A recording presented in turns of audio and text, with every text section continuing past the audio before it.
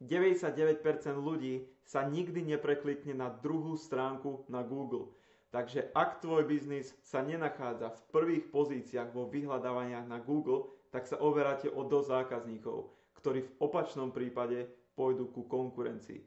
Ďalšia štatistika je taká, že 70 až 80% preklikov si berú práve tieto prvé tri pozície, ktoré sú v tzv. Google Map Packu. Takže váš cieľ je sa dostať do týchto prvých troch pozícií a získavať čo najviac preklikov, kliknutí na trasu alebo telefonátov. Takže v tomto videu si povieme zo pár trikov, ktoré vám pomôžu sa dostať na tieto vysoké pozície bez toho, aby ste boli nejaký expert a je to všetko zadarmo. Takže určite dávajte pozor na čo budem hovoriť v tomto videu a poďme sa pustiť do toho. OK, takže dostávame sa k prvej veci a to je názov vášho Google Business profilu. V prípade, ak vo vašom Google Business profile máte použité kľúčové slova, ako sme si to napríklad predtým ukázali, že som mal príklad Autoservice Košice, kde v tomto prípade je najviac vyhľadávané kľúčové slovo práve Autoservice. A toto kľúčové slovo, ak máte aj v názve vášho Google Business profilu, tak vám to vie nesmierne pomôcť sa nachádzať vysoko vo vyhľadávaniach. Ale je tu menšie upozornenie, že použitie kľúčových slov v Google Business profile je zakázané v prípade, ak ich nemáte aj v oficiálnom názve vašej firmy. Avšak mám nejaké dve odporúčania, že prvé, môžete to risknúť, že použijete tam tieto kľúčové slova, i keď vám hrozí nejaké suspendovanie profilu od Google, ale všimol som si, že mnoho Google Business profilov, tí, ktorí to vedia, tak tam použili tie kľúčové slova a nehrozilo im nič. Takže prvá vec je, že môžete to risknúť a druhá vec, v prípade, ak sa niekedy rozhodnete v budúcnosti zmeniť názov vašej firmy, tak určite zvážte to, že aby ste tam použili tieto kľúčové slova v názve vašej firmy a potom 100% bezpečne ich môžete použiť aj v názve vášho Google Business profilu. Lebo ako som vám už hovoril, ak sa dostanete do prvých troch pozícií vo vyhľadávaní v tom Google Map Packu, čo je tuto, tak proste 70 až 80% preklikov ide práve cez tieto prvé tri výsledky vo vyhľadávaniach. A toto je niečo, čo by vám extrémne pomohlo sa tam dostať. Tu si napríklad môžeme všimnúť, že všetky majú v názve toho Google Business profilu slovo Autoservice. Autoservice, Autoservice, Autoservice. Ešte keby tam mali, že Košice, tak to by bolo úplne že výrazný dopad. Že keby tu tento Google Business profil zmenil to tak, aby tam mal ešte slovo Košice, tak to by mu pomohlo sa dostať na prvotnú pozíciu. Takže prvá vec, ako sme si spomenali, kľúčové slova v názve vášho Google Business profilu a teda zvážte to do budúcna. Druhá zásadná vec, ktorá vám výrazne pomôže, je to, že pridáte si správne kategórie vo vašom Google Business profile. Google umožňuje pridať jednu primárnu kategóriu a 9 sekundárnych. Takže určite sa to snažte využiť čo najviac, lebo toto je niečo, čo vám tiež nesmierne dokáže pomôcť pri rôznych kľúčových slovách, aby ste sa nachádzali v prvotných pozíciách vo vyhľadávaní. Ja používam jednu aplikáciu, taký Chrome extension, volá sa to Google My Business Everywhere, kde si môžete všimnúť, že ja vidím, ktorú majú oni primárnu kategóriu a ktoré majú sekundárne kategórie. Napríklad som si dal teda právnik Košice, kde som si všimol, že tuto napríklad má primárnu advokát, tu má právne služby, tuto má právnik dokonca, takže každý má nejakú inú a tu sú nejaké sekundárne kategórie. V prípade, ak sú tam tie sekundárne kategórie, ktoré sa týkajú vašej služby, tak pridajte ich čo najviac, keďže ich môžete pridať až 9. A je nesmierne kľúčové vybrať tú správnu primárnu kategóriu. Ako vyberete tú správnu? V takomto prípade, tuším, je to slovo advokát, lebo keď som si dával do vyhľadávania, že ktoré kľúčové slovo je najvyhľadávanejšie v tejto oblasti, tak práve advokát Košice bolo to najviac. Takže v takomto prípade primárna kategória advokát vám by priniesla najlepšie výsledky.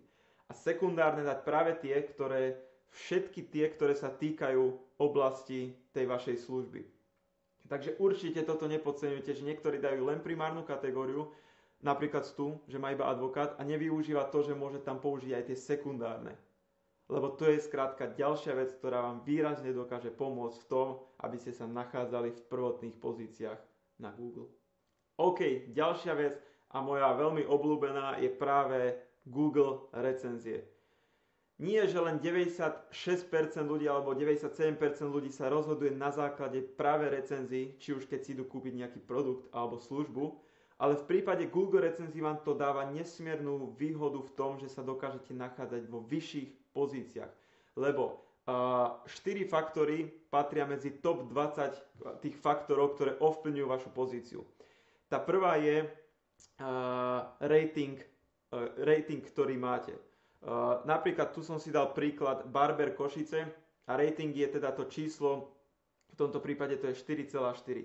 Takže toto je jeden z najdôležitejších faktorov, ktorý ovplyvňuje to, čo sa týka recenzií. Ďalší dôležitý faktor je práve počet recenzií.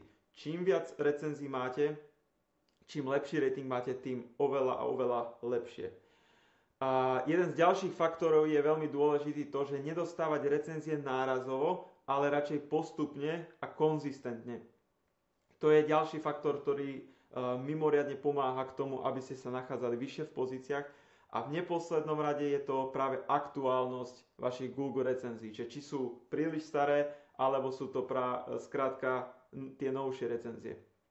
OK, takže určite žiadajte svojich zákazníkov o to, aby vám zanechali dobrú recenziu, lebo je to skrátka vec, ktorá vám či už pomôže k tomu, aby ste zbudili väčší záujem a viac vám ľudia dôverovali, ale taktiež vám to pomôže boostnúť alebo nachádzať sa vyššie vo vyhľadávaniach na Google.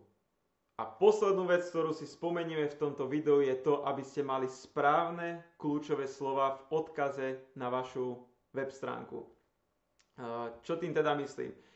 Najlepší príklad, ktorý používam, je práve táto zubná ambulancia v Bratislave, kde keď sa prekliknem, tak si môžeme ukázať, že ako by to malo vyzerať. Okay? Takže použitím kľúčových slov v title tagu a v H nadpisoch je veľmi dobrá vec tomu, aby ste sa nachádzali vyššie vo vyhľadávaniach. V title tagu majú napríklad napísané práve toto, že Zubar Bratislava, takže Zubar a Bratislava, najviac vyhľadávané kľúčové slova, a ešte taktiež tam majú aj zubná ambulancia. A H1 nadpis, ktorý je nesmierne dôležitý, je práve tento, kde majú tiež Zubar v Bratislave a ešte použité aj tú časť Bratislavy, to je staré mesto. OK? Takže určite využite tú možnosť použiť tie kľúčové slova v title tagu a v H nadpisoch a garantujem vám, že vám tieto veci všetky, ktoré som vám povedal, keď aplikujete, tak budete mať taký istý podobný výsledok, ako je práve táto zubná ambulancia, kde keď to porovnáme aj s ostatnými, tak ona sa skrátka organicky nachádza na prvej pozícii. Kdežto aj napríklad táto zubná klinika má až 750 recenzií, ale aj tak sa nachádza aj na druhej pozícii. Tu je ďalšia zubná klinika a nenachádzajú sa tak dobre vo vyhľadávaniach ako práve táto zubná ambulancia. A predstavte si, že by ste sa mohli nachádzať v týchto prvých pozíciách. Aký nesmierne dobrý výsledok by vám to mohlo priniesť, keďže je mnoho ľudí, ktorí vyhľadávajú rôzne služby práve na internete a oni sa nebudú preklikovať a vyhľadávať 15 napríklad zubných ambulancií. Oni si pozrú tie prvé 3, ako sme si ukázali v tom Google Map Packu, a na základe tých prvých 3 sa oni rozhodnú. Takže, ako som už spomenul, ak sa vy nenachádzate v tých prvých 3 pozíciách na Google Map Packu, tak sa oberáte o dosť. OK, takže sme na konci videa. Verím v to, že toto video sa vám páčilo, že vám to možno prinieslo nejakú hodnotu a určite by ma potešilo, ak by ste niektoré z týchto vecí, ktoré som vám povedal, aplikovali do vášho Google Business profilu. Takže ak sa ti to video ľúbilo, tak prosím ťa, zanechaj mi like, kľudne mi zanechaj nejaký komentár, ak máš nejakú otázku a budem sa teda na vás tešiť aj pri ďalšom videu, ktoré tiež bude, myslím si, že naložené dobrými informáciami. Takže ďakujem ešte raz pekne za pozornosť a majte sa pekne.